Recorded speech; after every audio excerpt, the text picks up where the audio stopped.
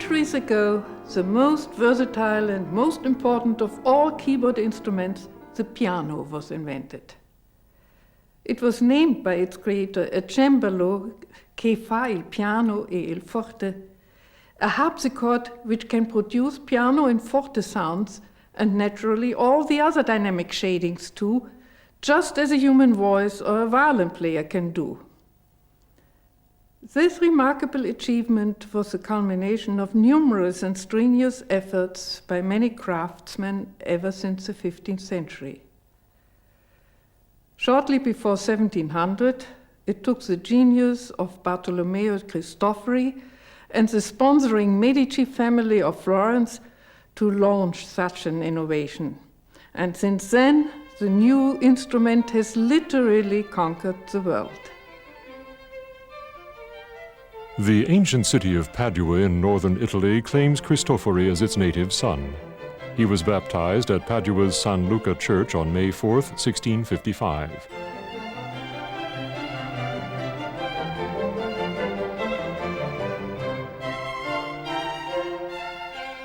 The original spelling of his name seems to have been Cristofani, or perhaps Cristofali. In Florence, it was changed to Cristofori. This talented inventor of the Hammerflügel, to give the instrument its German name of Beethoven's time, apprenticed as a musical instrument maker in Padua, and very likely tried his hand at every kind of string instrument. But his special interests focused probably early in his career on improving the harpsichord.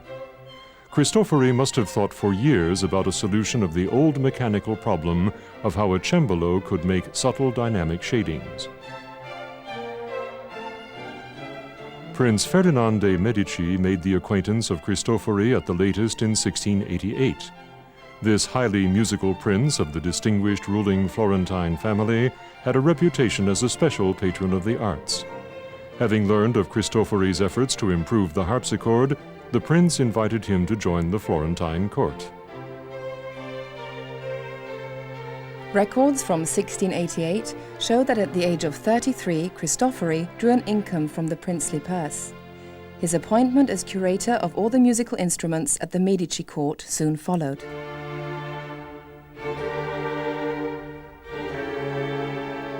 Shortly before 1700, Cristofori successfully implanted a hammer mechanism into a cembalo corpus. When in 1700 Cristofori was requested to make a list of the musical instrument collection, he took this opportunity to describe his newly invented cembalo as a new harpsichord which may be played piano and forte. Un apicembalo di nuova invenzione che fa il piano e il forte. New York's Metropolitan Museum houses one of the most valuable collections of musical instruments anywhere. In its keyboard instruments section, the pride of place goes to Cristofori's Cembalo con Martellini from 1720, the world's oldest known piano. Credit for its excellent restoration is due to the museum's master restorer, Stuart Pollins, whose painstaking efforts made the instrument playable again. The Cristofori piano at the Metropolitan Museum is at present the only one of the 3 extant pianos by this Florentine builder which is in a playable condition. Prior to the invention of the piano, just before the year 1700, the only keyboard instrument which was capable of dynamic nuance was the clavichord. The clavichord used a small blade of metal attached to the end of the key, and when the key was pressed, the tangent would come up and just touch the string. Because it touched the string and maintained contact with the string during the sound, the string was not really free to vibrate. Cristofori's invention of the hammer mechanism provided a hammer which delivered a pulse of energy to the string, and consequently a greater volume of sound was created. The secret of this mechanism was the little escapement lever, operated by a spring, which enabled the hammer to fall immediately after impact.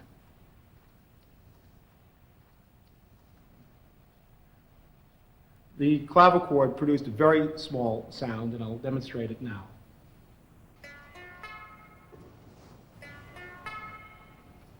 Cristofori's piano created a much greater volume of sound.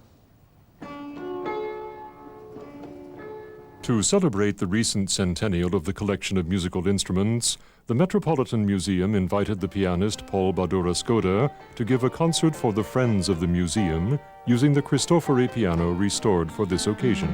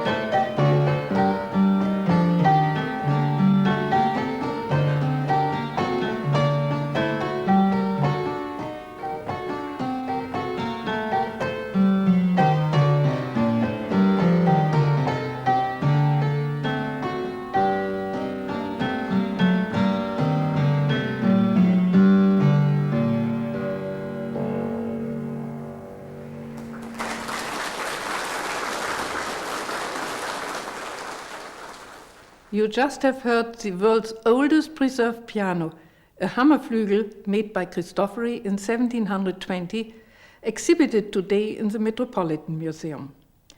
If it does look to you like a harpsichord, that it is because it is a harpsichord as far as appearance goes. Inside there is a hammer action which makes it a cembalo con martellini or a cembalo senza penne, a harpsichord with small hammers and without quills, hammers which touch the strings instead of plucking them.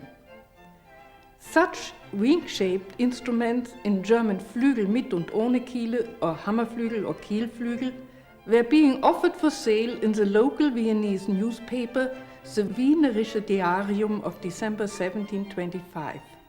The announcement read, "It is herewith drawn to the notice of those who love beautiful and well-made keyboard instruments that the famous organ builder Johann Christoph Leo of Augsburg has arrived in Vienna with various pieces from his workshop of recent and excellent invention, including true lutes, harps, harpsichords with and without quills, along with other wing-shaped instruments which he has brought with him so that they can be tried out." In his advertisement, Leo thus offered not only normal harpsichords with quills, but also hammer harpsichords. Probably the most admired keyboard player of Cristofori's time was Domenico Scarlotti. When, in 1702, Domenico, as a 17-year-old lad, while visiting Florence with his father, first encountered the new harpsichord with hammers, he must have been impressed and delighted to discover the possibilities this new instrument opens for a performer. Trying to trace the place where the workshop of Cristofori in Florence was, we may guess that it was in the Uffizi. From there, he could bring his precious instruments safely over the Ponte Vecchio bridge to the Palazzo Pitti, in case a concert was scheduled to take place there. In and outside Tuscany, Bartolomeo Cristofori had become known for his new Hammerflügel. One of his customers in 1706 was Cardinal Ottoboni in Rome, to whom he delivered a hammer harpsichord. The young Handel probably had to play this cembalo con martellini during the famous contest with Domenico Scarlotti in Ottoboni's palace in 1709, and Domenico was probably more familiar with it than Handel and thus won. As with most innovation, Cristofori had students and imitators. Take for example Domenico del Mela, who had managed to build a vertical Hammerflügel in 1739, which today belongs to the Florence Conservatory and is exhibited in the Palazzo Vecchio. Cristofori's most famous pupil was Giovanni Ferrini, who inherited his workshop. He built himself hammer harpsichords and at least once also a compound instrument, a combination of a Hammerflügel with a harpsichord. It has a two-manual keyboard. The lower keyboard activates the harpsichord with quills, and the sound is brilliant.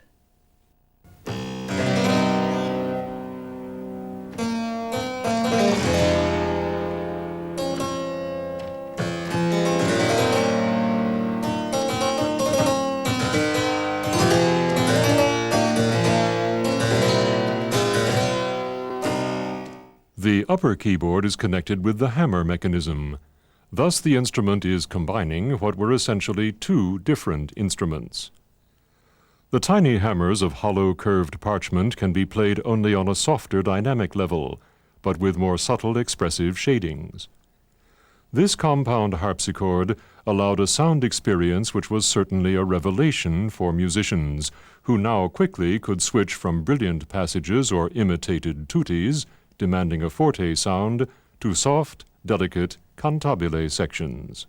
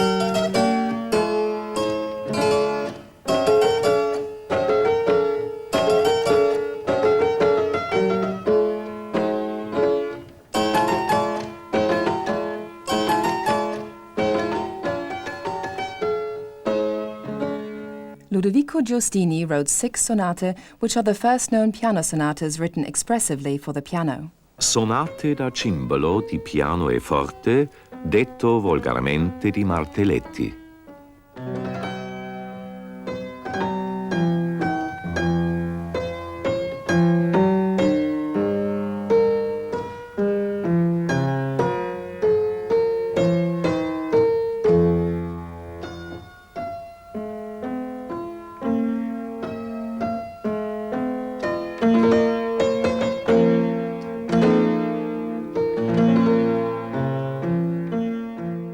It is no mere coincidence that these sonate were dedicated to Scarlotti's royal pupil Don Antonio in Lisbon.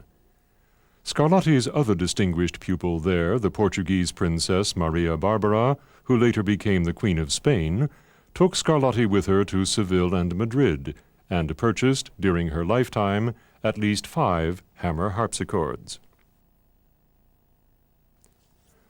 When tracing the development of the Hammerklavier in the German-speaking countries, we do find ample evidence of early attempts at building keyboard instruments capable of dynamic shades. Wir befinden uns hier in Nürnberg im Germanischen Nationalmuseum. Here at the German National Museum in Nuremberg, we encounter the world's largest collection of keyboard instruments, including nearly 400 pianos. The museum was enriched through the merger of the two vast collections from the collectors Rück and Neupert. It also owns the oldest dated German square piano, built 1742 by a virtually unknown artisan called Socher from Sonthofen, a little town near the Tyrolean border.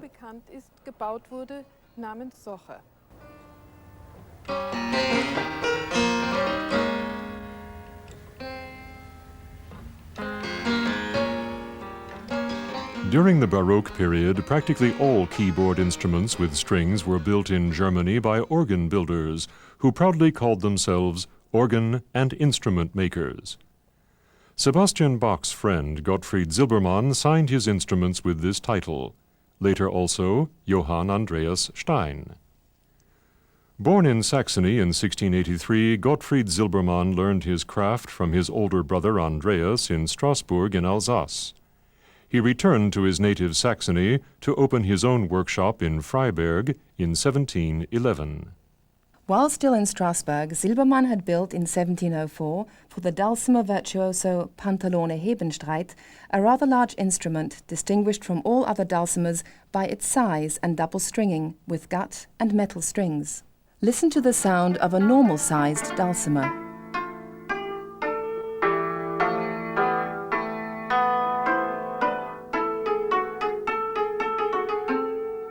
Silbermann's dulcimer for Hebenstreit was a much larger instrument. With his certainly unique virtuoso technique, Hebenstreit had then tremendous success when concertizing before King Louis XIV at Paris, who afterwards gave the large instrument its name, Pantalone, the Christian name of its owner. With this instrument, Hebenstreit traveled through Europe, concertizing everywhere until he found a well-paid employment at the court in Dresden. Hebenstreit's dulcimer was as large as a harpsichord. No one could play it with sticks as impressively as Hebenstreit himself. To facilitate playing, probably Gottfried Silbermann invented a keyboard connected with a hammer action to be placed on top of the Pantalone corpus.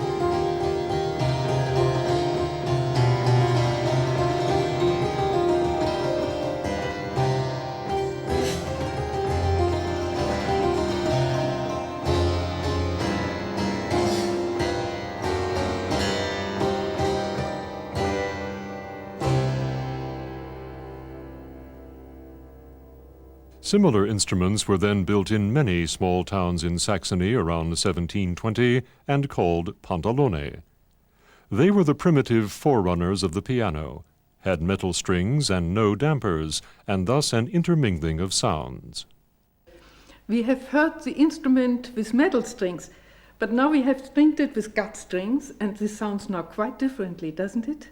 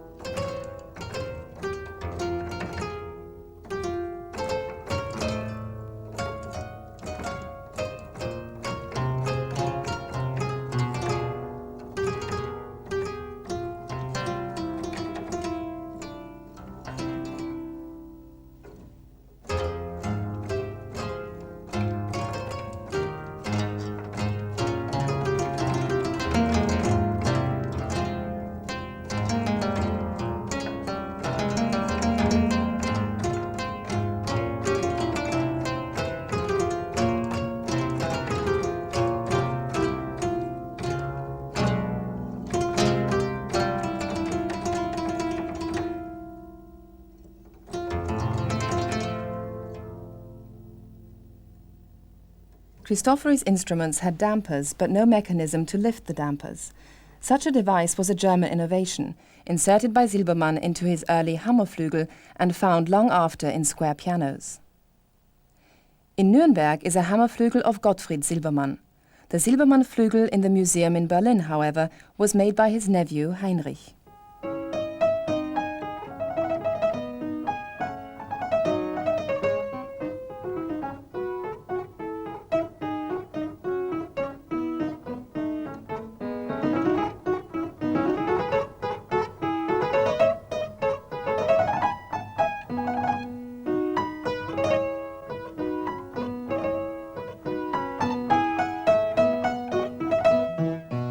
Gottfried Silbermann's Hammerflügel had a very similar action to Cristofori's, but the additional device for lifting the dampers. In 1732, Silbermann presented such a grand piano to the Elector of Saxony, August III.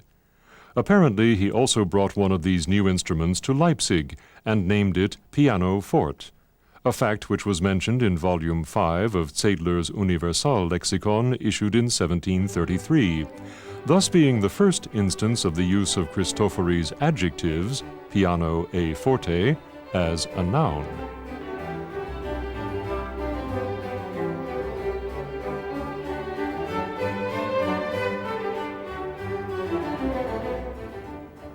Regrettably, Bach scholars failed for decades to understand the meaning of an advertisement that Bach placed in a Leipzig newspaper in 1733. Leipzig, June 16, 1733. Tomorrow there will be in the Zimmermann Gardens a concert of the Collegium Musicum, whereby local audiences will hear a brand new instrument, a clavicimbalum played here for the very first time.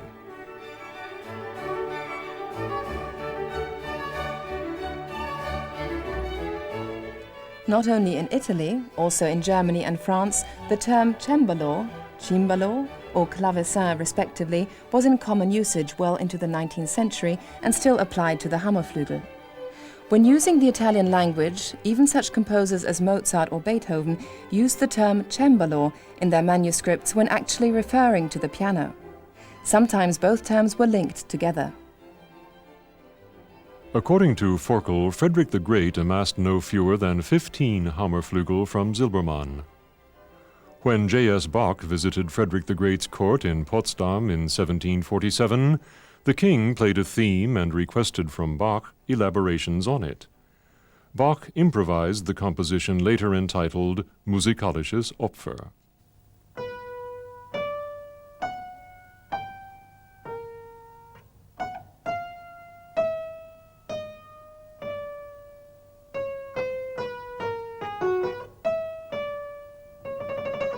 Reporting on Bach's visit to the Prussian king, the Berlin newspaper made it clear that Frederick, as well as Bach, used a pianoforte when playing at this occasion. Bach's son, Carl Philipp Emanuel, was in the employ of Frederick the Great, as was Quantz, the king's flute teacher. Both musicians already used the term pianoforte in their treatises, but elsewhere this term was still little or not at all known. Only in London, where German musical instrument makers emigrated from war-stricken Saxony in the 1750s and 1760s, the term pianoforte came slowly into use.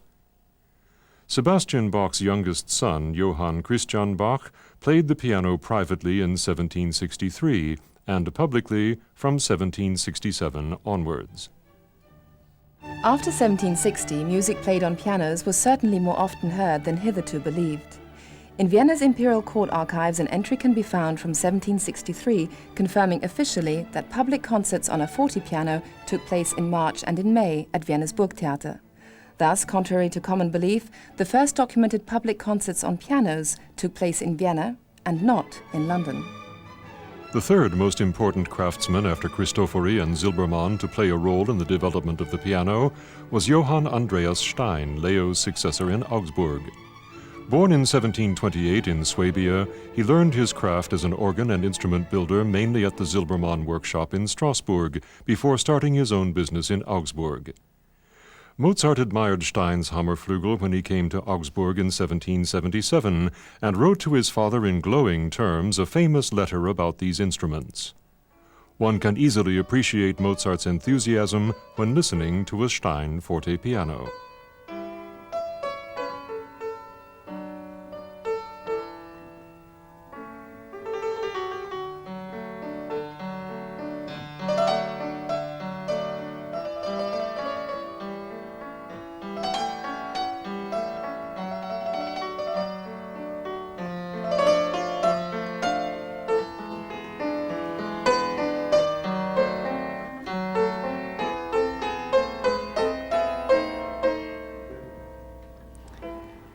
As you may have noticed, this Hammerflügel of Stein sounds almost like a modern piano.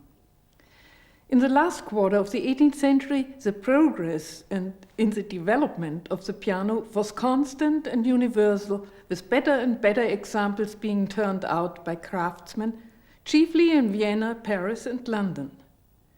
On a larger scale, piano construction began only between 1770 and 1780 in Vienna by makers such as the brothers Wenzel and Johann Schanz, whose pianos Haydn liked best. In 1773, Haydn was seen by a visitor playing on a Hammerflügel, and it seems that the sonata in C minor, Hoboken 1620, cannot have been written for any other instrument but a Hammerflügel.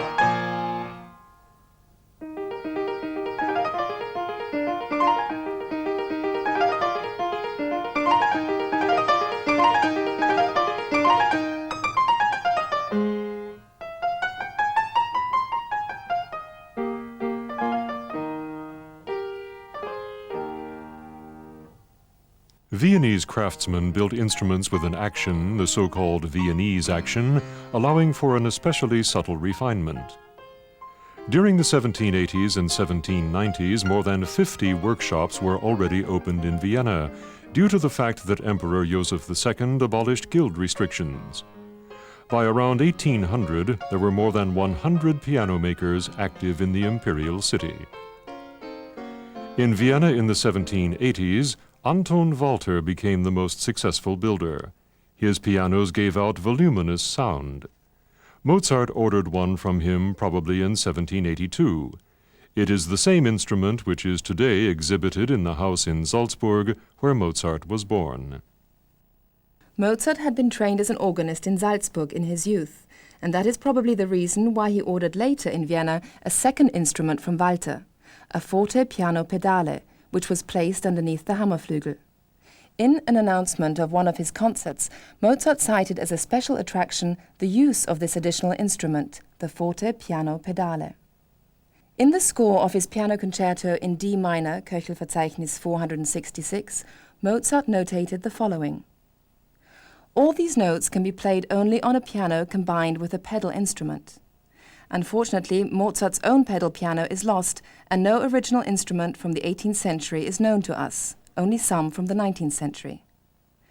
A reconstruction of such a forte piano pedale you can see here, and you will hear now how the first solo of the D minor concerto sounds if played as written down by Mozart, and how the pedal may enrich other compositions.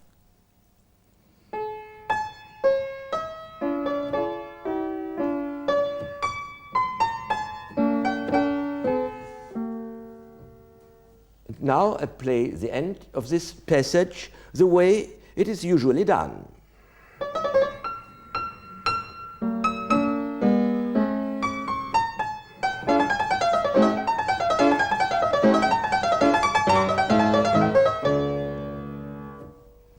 And now the same with the pedal keyboard in the original notation.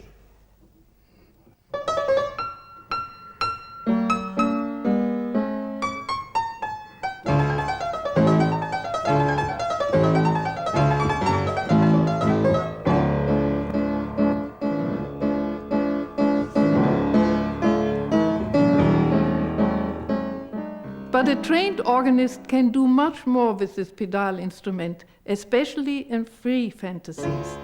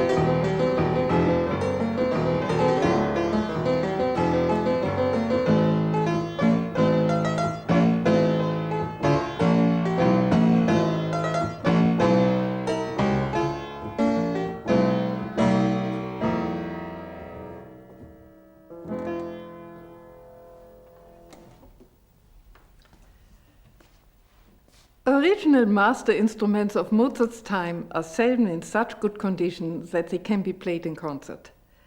Their beautiful sound differs as much from replicas as modern violin differs in sound from a Stradivarius or Guarnieri violin. In our studio, we have 3 original master instruments from the time of Haydn, Mozart, and Beethoven. Please listen now to these 3 master instruments. First to the Schanz.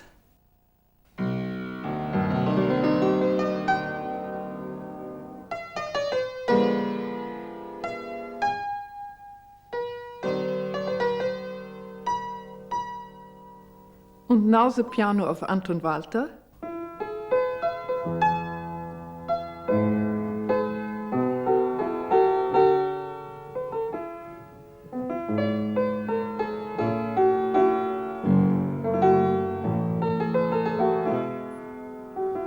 And now an instrument by John Broadwood from London, built in 1795.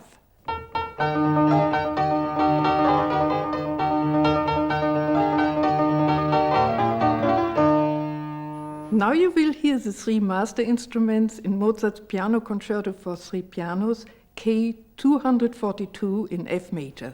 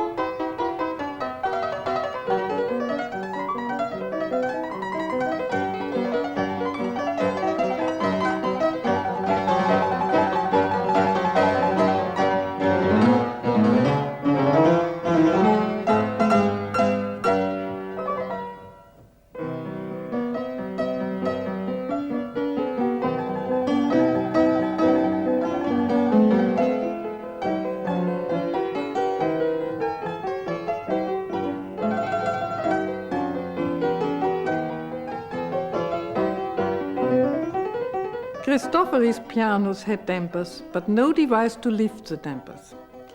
It fell to the talented Gottfried Silbermann to make the piano truly complete by adding such a device. Yet, even in Silbermann's pianos, the damper lifting mechanism was still activated by hand levers or stops, which limited naturally its use. First, you will hear the instrument here with hand levers as it sounds with dampers. The sound stops when the finger leaves the key.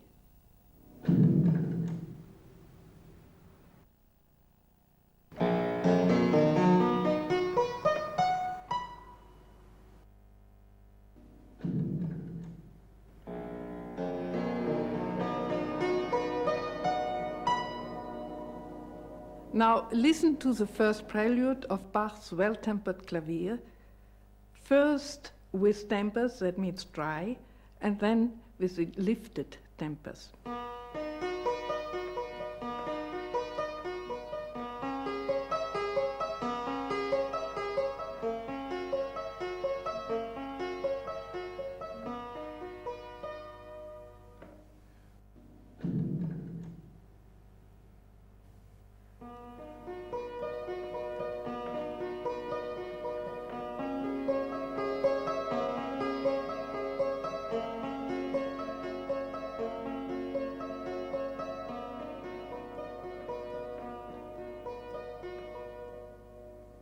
The next step in the development of what is now called the pedal of the piano was the knee lever. Here one can play already Beethoven's Moonlight Sonata with changes of the pedal, as we would say today.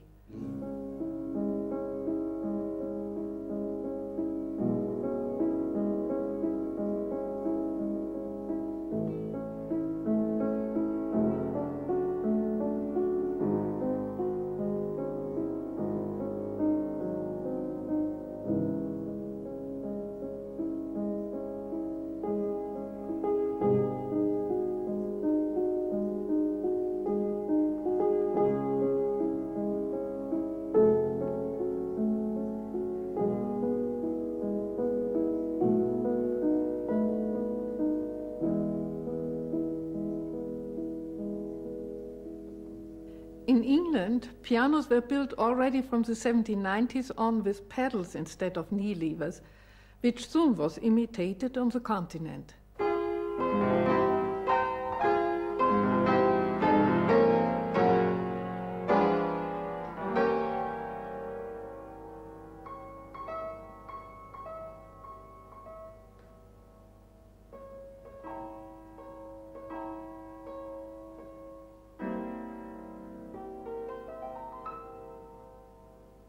The Viennese piano makers liked to provide their instruments with different stops for sound colors, and many instruments were built with a number of pedals. Indeed, the pedal is one of the great inventions. It was in Vienna that gradually the number of pedals was increased, and that new tone colors were added. This one piano by Haschka, built at around 1820, has no less than 6 pedals, very appropriate for people with 6 feet. And we shall now demonstrate what these pedals can do. First of all, there is a normal forte pedal.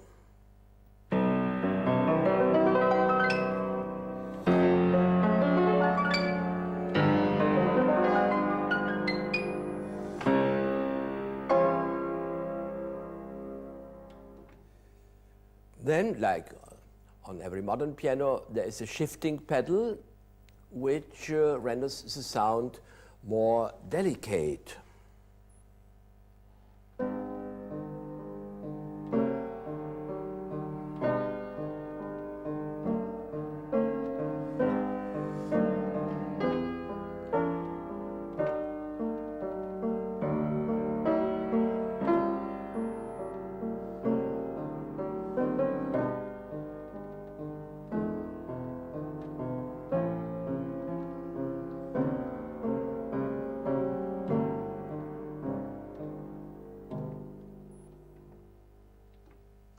But people who practice at night or who accompany singers want even a more softer approach, and therefore we have the moderator pedal, a felt strip, which reduces the overtones and gives a very beautiful sound close to the modern piano.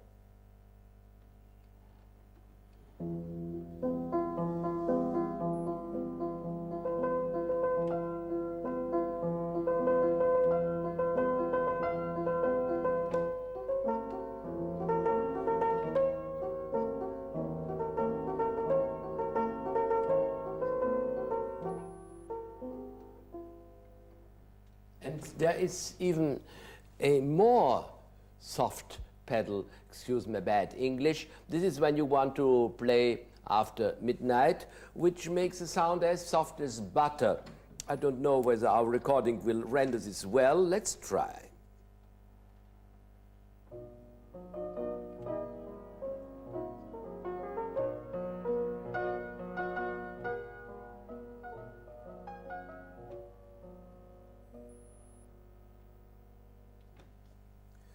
But not every pedal is to make the sound softer. There we have the bassoon stop, a piece of parchment over the string, which produces a very particular effect. Let's see.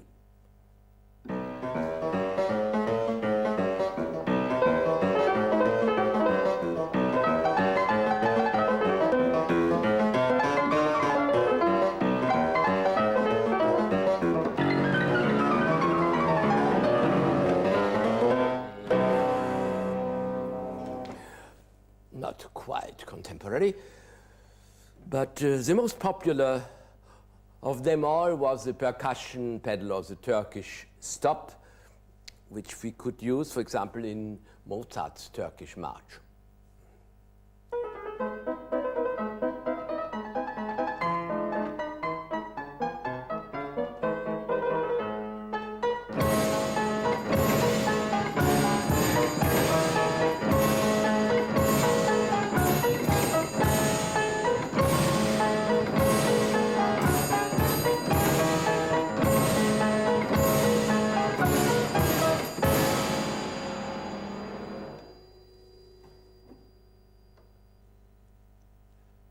But not every piano had 6 pedals. The piano contemporary to this of Conrad Graf had only 4 pedals. Let's see.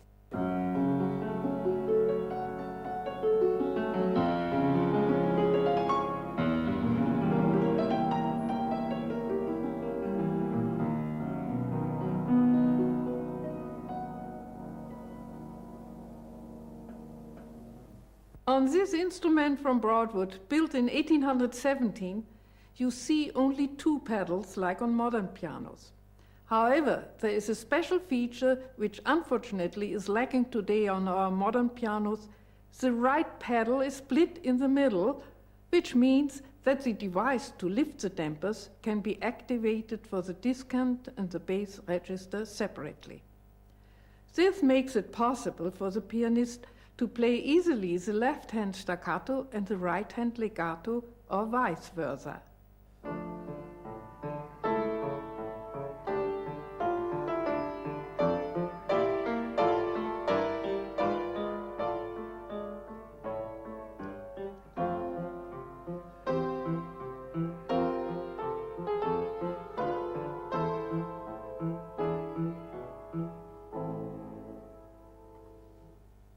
Around 1800, Beethoven was the city's musical genius in residence, while Anton Walter produced the most expensive pianos.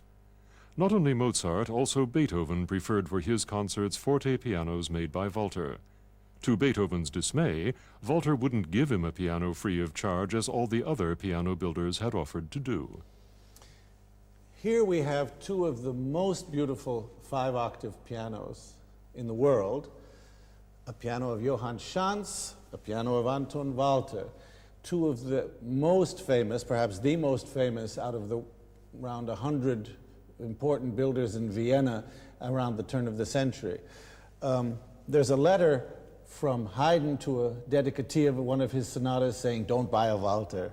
Schanz is much better for your delicate hand." On the other hand, Mozart's instrument was a Walter, and his son writes that he always took his own instrument along with him to play his concerts rather than use another. And there's a letter from Beethoven where he says, "I would rather pay 30 ducats to Walter than get another instrument for nothing." Here's the Schanz.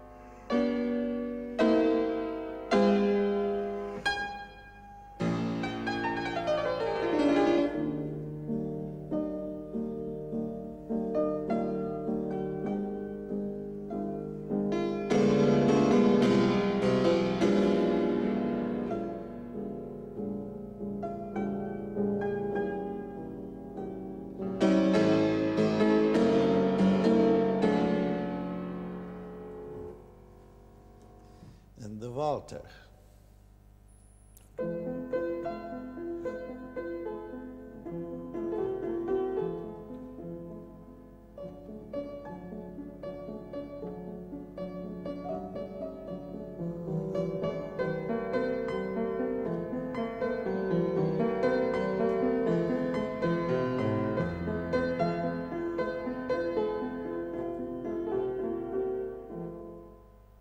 Why don't we play something together? Let's.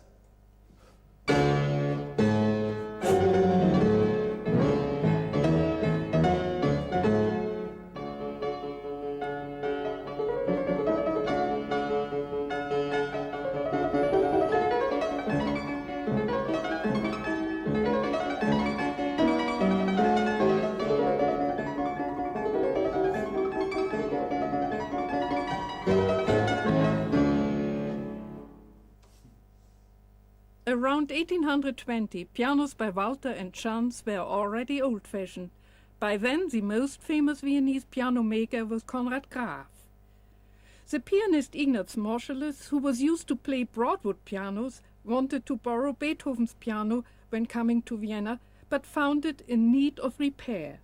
Conrad Graf offered to repair the Broadwood if Moscheles would also play on one of his pianos.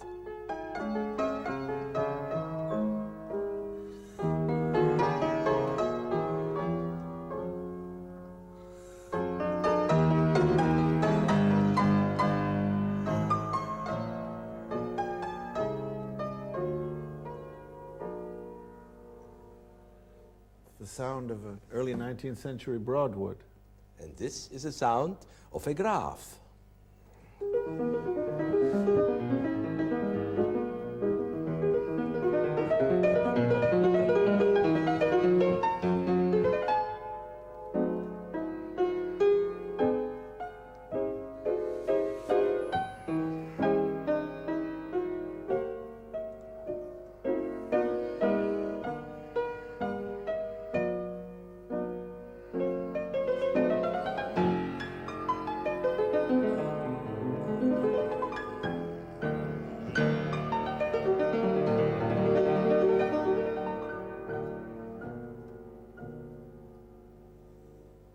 You know, there's the story of the confrontation of these two instruments.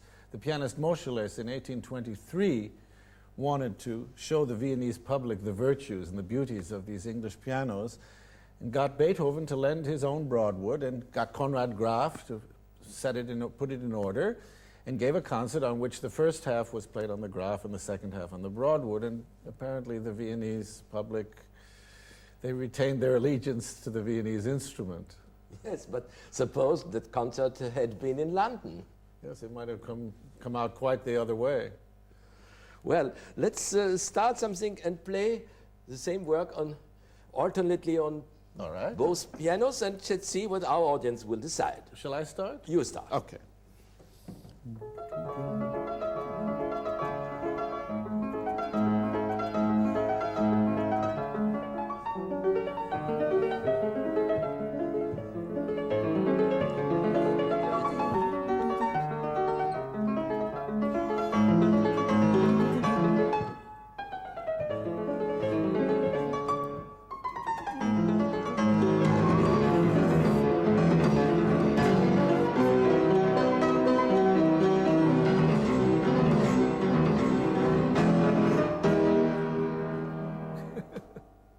Quite often during late summers, Beethoven went to Baden near Vienna to take the waters. In the summer of 1823, Beethoven went to Baden. He wanted a piano there in order to complete the finale of his 9th symphony. Conrad Graf offered and delivered him one of his best instruments. Upon Beethoven's request, a percussion stop was built in, which, according to witnesses, Beethoven used quite frequently. It might have sounded like this.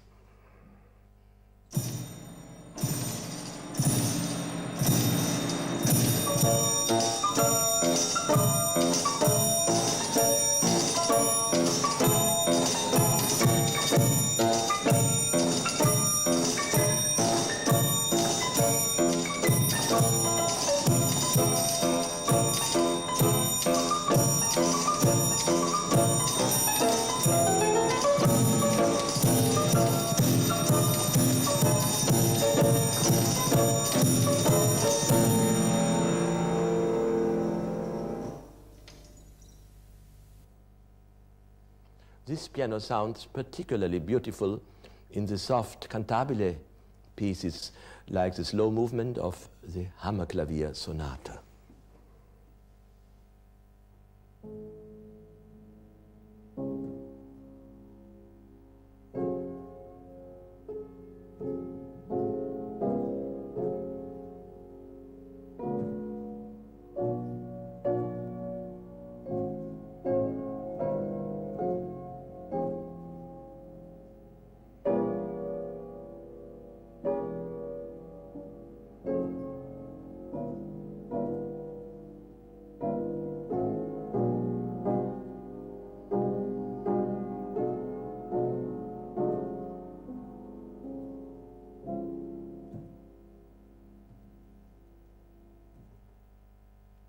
Pianos from the workshop of Anton Walter and Konrad Graf also played a role in the life of Franz Schubert. As a child, Franz met Konrad Graf in the workshop of the latter because a cousin of Schubert's father worked there until 1810, and the young Franz visited him quite frequently. Apparently, he was allowed to play on one of the pianos during recreation times. In 1814, his father presented him with an old piano, 5 octaves only, probably from Graf's workshop. In later years, the painter Rieder rented a square piano from Walter and Son, on which Schubert played frequently. This instrument has been preserved and is exhibited today in the musical instrument collection of Vienna's Kunsthistorische Museum. Rieder's well-known watercolor painting of Schubert portrays the composer lounging in an armchair with his right arm dangling over the side of the chair. Understandably, a small Tafelklavier did not always suffice for the interpretation of Schubert's larger works. One would definitely need a concert grand in order to do justice, for example, to such a large-scale work as the Wanderer Fantasy of Schubert.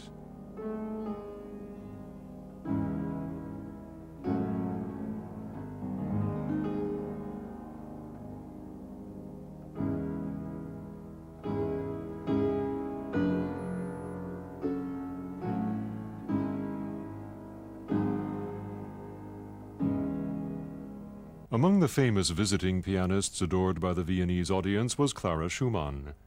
Konrad Graf was so impressed by her art and her personality that he presented her with a concert grand as a wedding gift when she finally could marry Robert Schumann.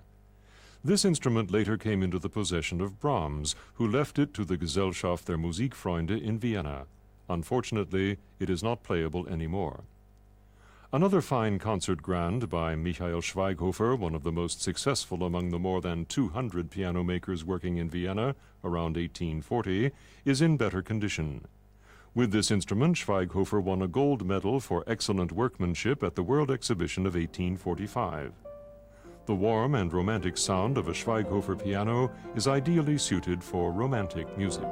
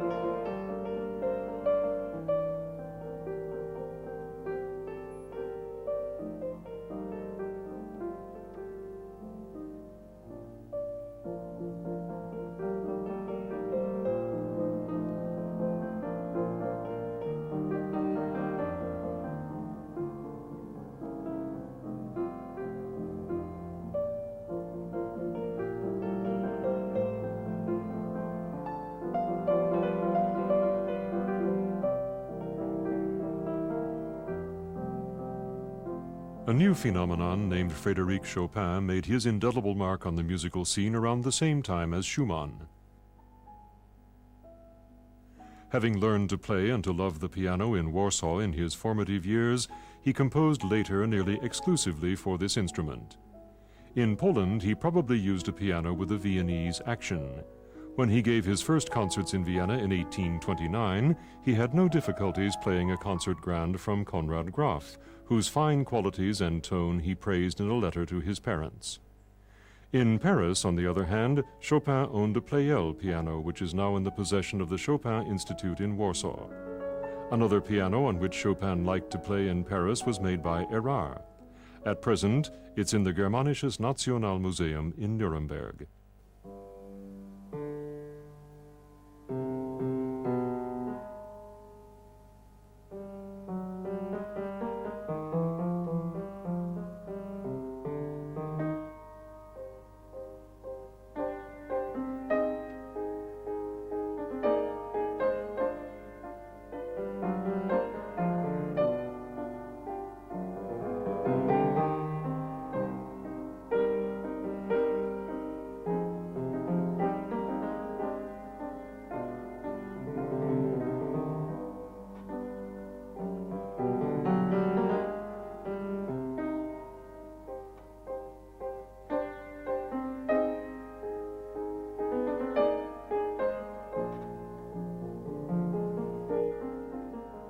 The instrument used by Chopin at his last public concert was a Broadwood piano.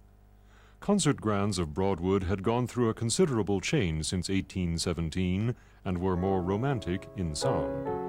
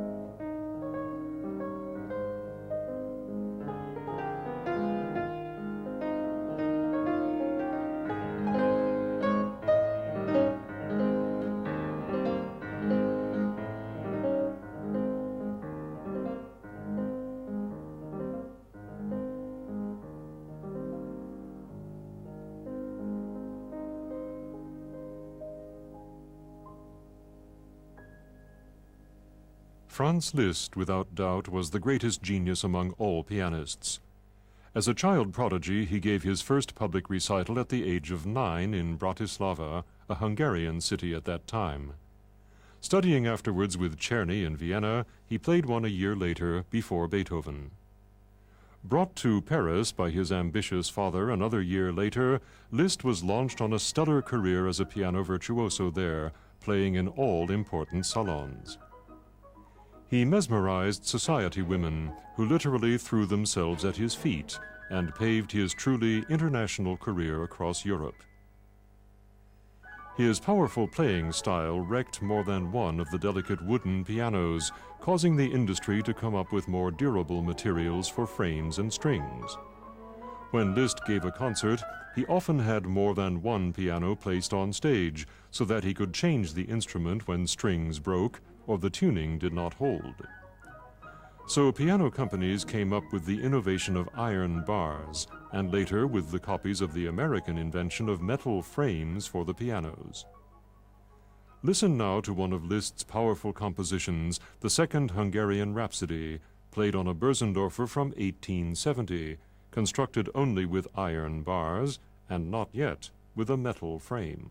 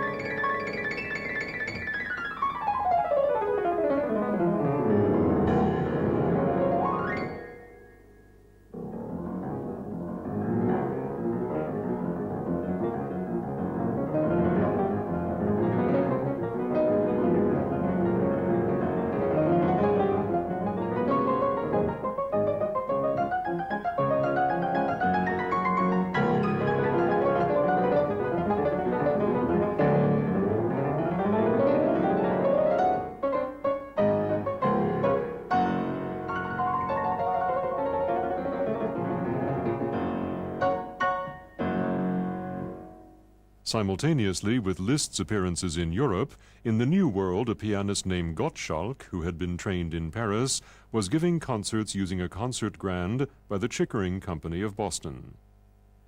The same instrument makers built a piano for Liszt, who apparently liked its qualities. This concert grand now stands in the Liszt Museum in Budapest. The year 1853 was especially notable in the history of the piano. In that year, 3 companies on 2 continents entered the business of piano manufacturing, leading to international prominence for all 3 of them. It was Bechstein in Berlin, Blüthner in Leipzig, and Steinway in New York. In Europe, especially, Bechstein won the admiration of concert pianists. Originally living in Braunschweig, the family Steinway arrived in New York in 1850 and began to work in American piano factories before starting their own business. In a surprisingly short time, New York's Steinway Company became world famous for its marvelous instruments. We are here in Steinway House in New York. Here is the original workbank brought from Germany to America by Heinrich Engelbert Steinway, and here is the lathe he used to build his first piano in this country.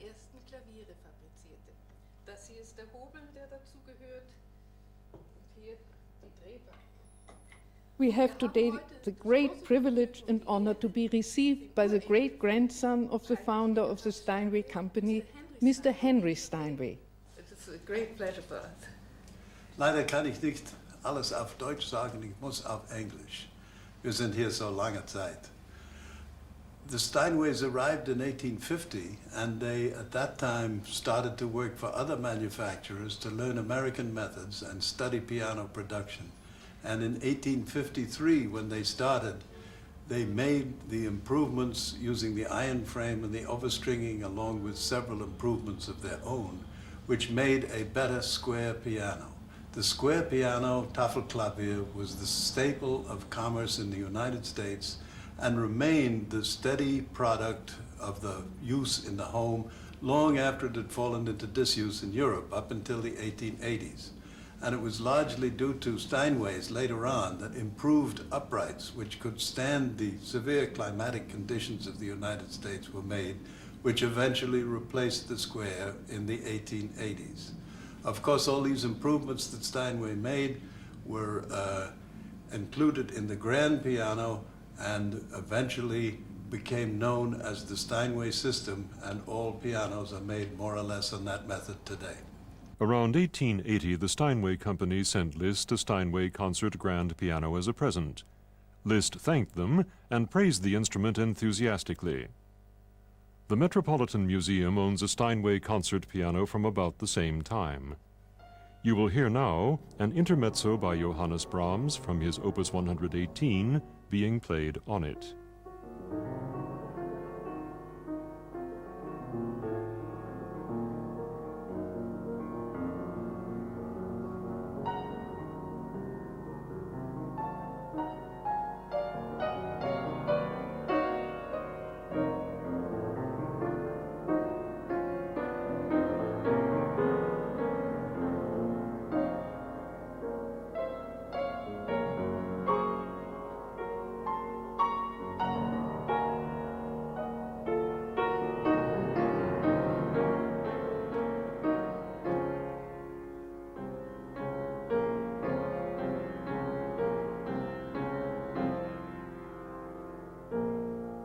The Era company in Paris had always been among the most innovative piano builders.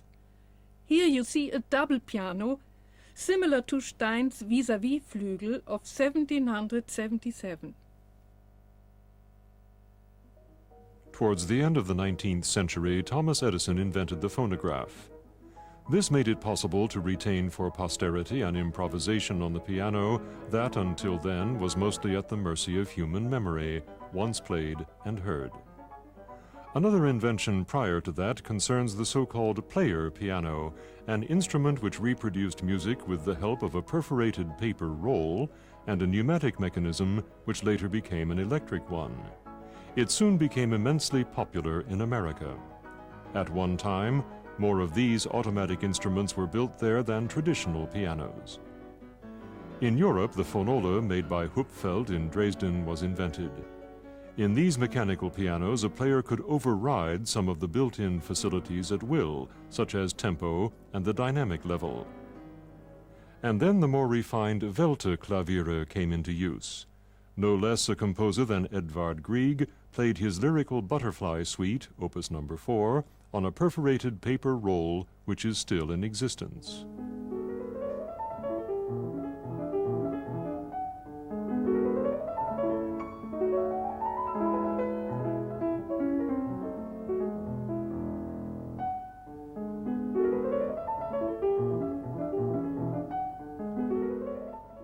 Finally, electric machines were applied underneath the instruments by the American Ampico company. Such devices allowed amateur players to alternate on a piano with an added Ampico apparatus at will between a normal instrument and a player piano. One of 5 Bersendorfer instruments with this Ampico machine is owned by a collector in Lower Austria.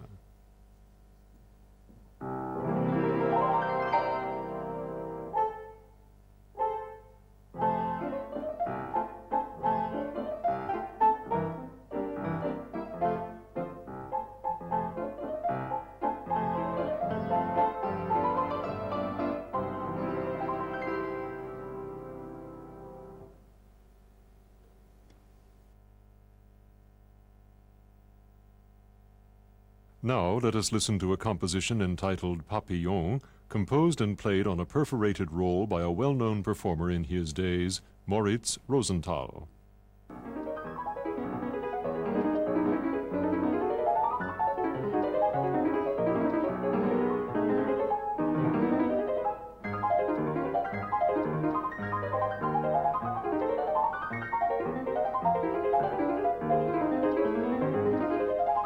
During the 20th century, neither the outer appearance nor the mechanical devices of the piano underwent radical changes.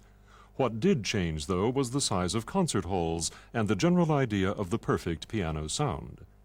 The overwhelming impact of microphones brought about a demand for sharper, brighter, and much louder sounds. Here are the highly polished black colossuses that came to dominate the concert stages of our world. An old Bösendorfer Imperial grand piano built shortly after World War I has thinner strings and softer felt covers on its hammerheads than its modern brother.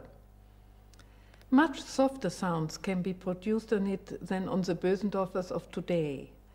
Its velvet tones are ideal for music from impressionists such as Debussy or Ravel.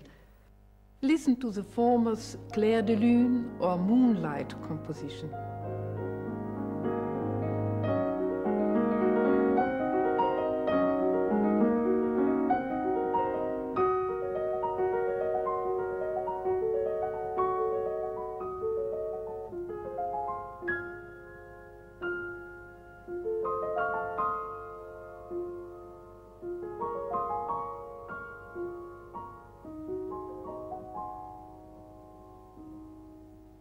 A special innovation during the period of Expressionism with the aim of creating more overtones was the so-called Aliquot-Flügel by Julius Blüthner.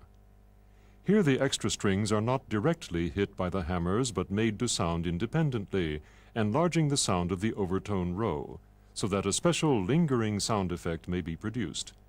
It sounds, even without using the pedals, like this.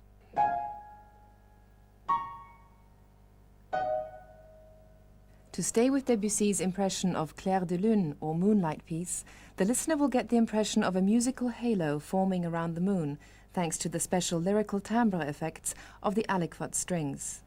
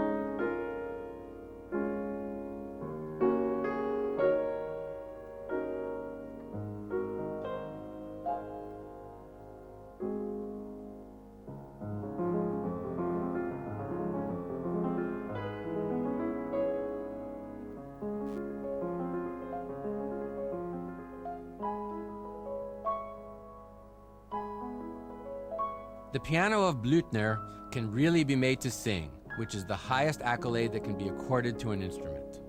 These are the words Wilhelm Furtwängler wrote into the Blüthner family's almanac.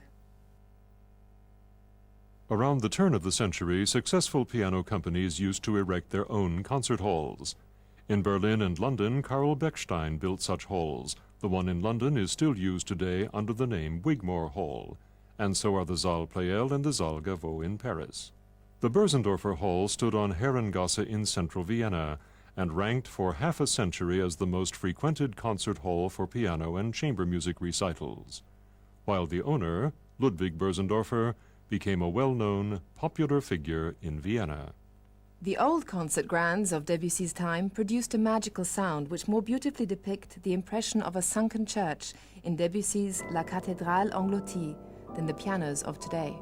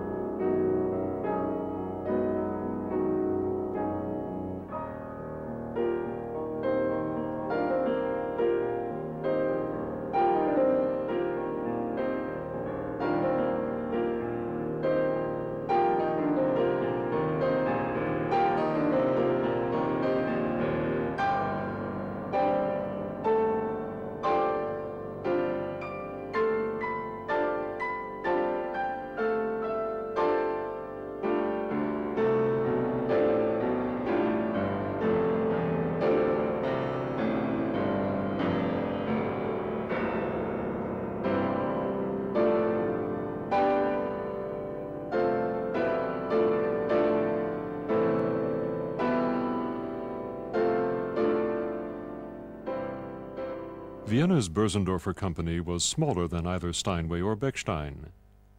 Ludwig Bersendorfer's life ambition was not to turn out the greatest number of instruments, but rather to produce the most beautiful sounding pianos.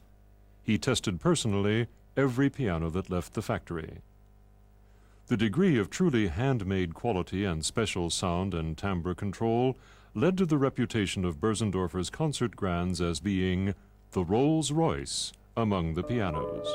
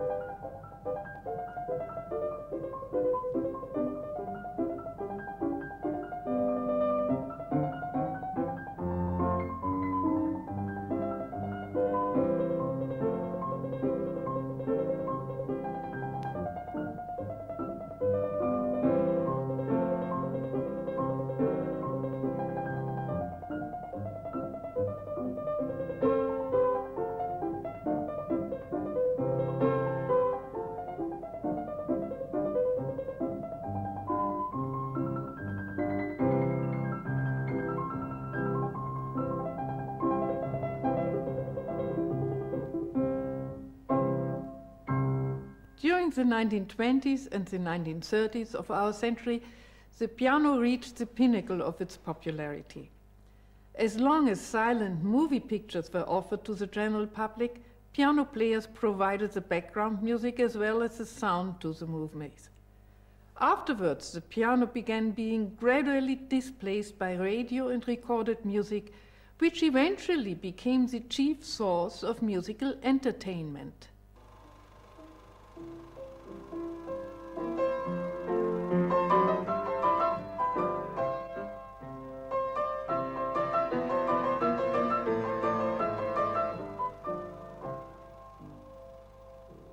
In North America, the automatic player piano was to rob many pianists of their jobs as entertainers. In contrast, in Latin America, piano players grew into popular heroes, especially if they played in the style of local folk music.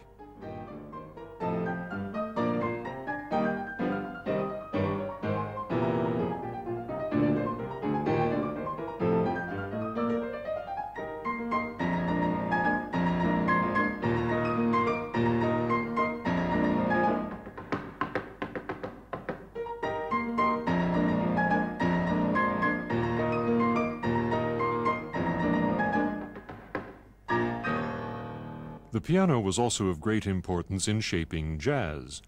It was, for example, closely connected at the turn of the century with the development of ragtime music. The combination of percussion instruments with pianos is not only characteristic of jazz, it also plays a prominent role in modern piano scores, for instance, in the Sonata for two pianos and percussion by the Hungarian composer Béla Bartók. This piece, composed around 1930, is rightly famous for its intoxicating rhythm.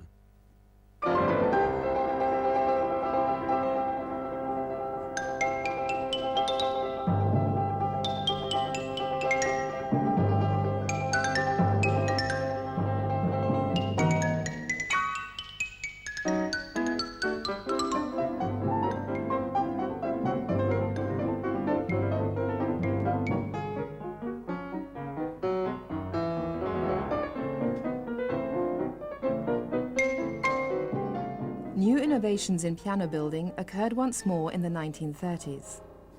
The so-called Janko keyboard was a typical example of the lengths to which innovators went to improve the piano's versatility. Using more than one keyboard, the player could go beyond the range of sound afforded by only a single set of keys. Subsequent attempts to make the instrument popular resulted in making it an object of mockery. As for Arnold Schoenberg, who began writing 12-tone music after the turn of the century, a special piano with a chromatic keyboard was an essential piece of equipment. In 1935, Schoenberg emigrated to the USA and taught music in Los Angeles. There, John Cage became one of his pupils. These gadgets I'm holding in my hands normally would have nothing to do with a musical instrument. Some composers, however, require these screws and nails, cork, plastic or rubber items to be secured inside the piano to obtain the required strange sounds intended. These bits and pieces placed between the strings of a piano alter the sound often beyond recognition. John Cage and others wrote such compositions for prepared piano. Here the piano had been treated with 9 screws, 8 bolts, 2 nuts, and 3 rubber belts.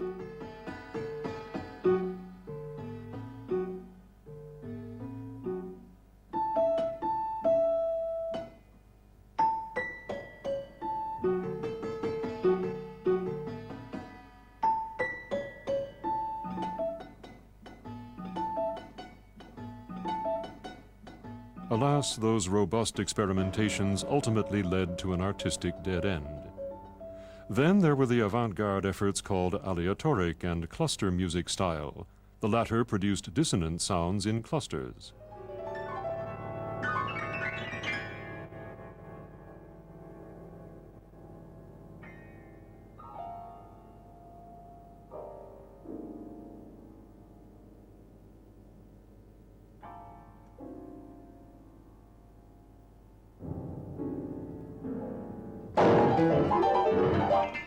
Still another variation on the same abstract theme of merging piano and drum sounds was attempted in Europe.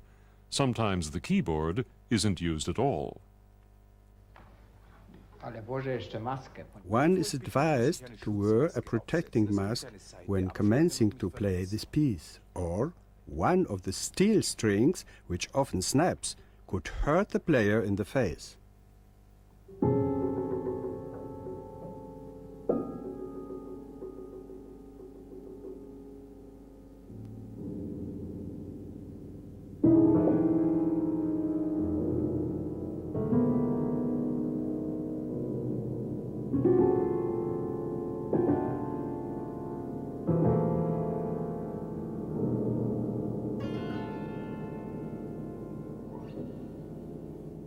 We need not spend more time dwelling into the merits of aleatoric cluster music or that of prepared pianos, as good and bad music can be made with every kind of means.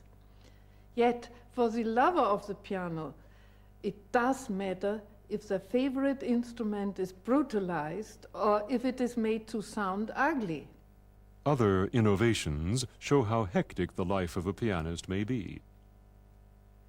There are numerous piano contests and piano festivals organized around the world, especially in the United States and France. Often these occasions allow pianists to compare instruments of better-known companies with those of Yamaha, Fazioli, Petrof, or Kawai. And how do the prospects look in the piano building industry? Well, we reckon that a new generation of instrument makers will come to the fore, specializing in authentic period instruments in order to recapture the sounds of old times. There will always be room or occasion to introduce new ideas. Take, for example, the Bonn piano maker who built a truly new instrument set up in a vertical fashion and altogether 7 yards high.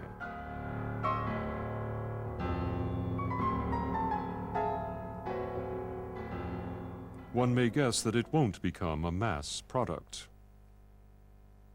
A computer grand piano built by the Bösendorfer company, presumably every pianist has already heard of.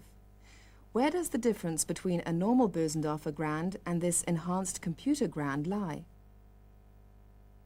There is a black cupboard down below the instrument containing some quite complex electronics, able to register every nuance of the pianist's playing. To activate it, the pianist does require the service of an assistant. Läuft.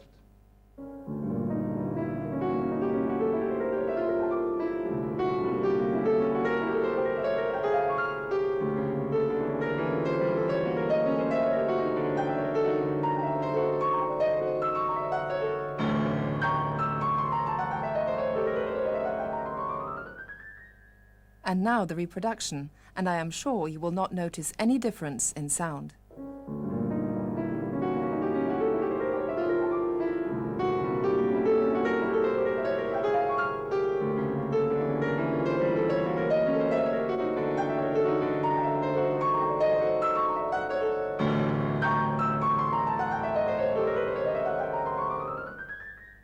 What is really exciting about the computerized piano is that one can also correct any mistakes. To demonstrate this, Paula Badura-Skoda is going to strike a false note on purpose to illustrate how it can be corrected.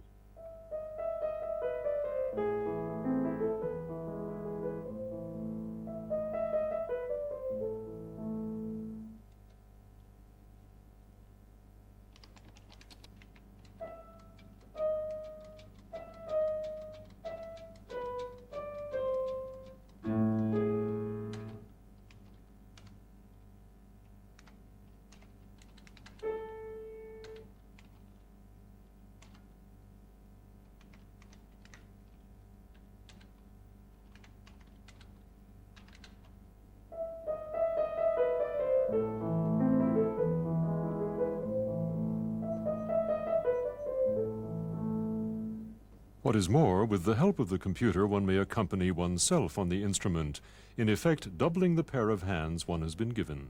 As a fitting finale to this presentation of the history of the piano, Paula Badura-Skoda now will accompany himself in the military march in D major for 4 hands by Franz Schubert. First he played the 2 left hands and now is completing the piece by playing the music for the 2 right hands.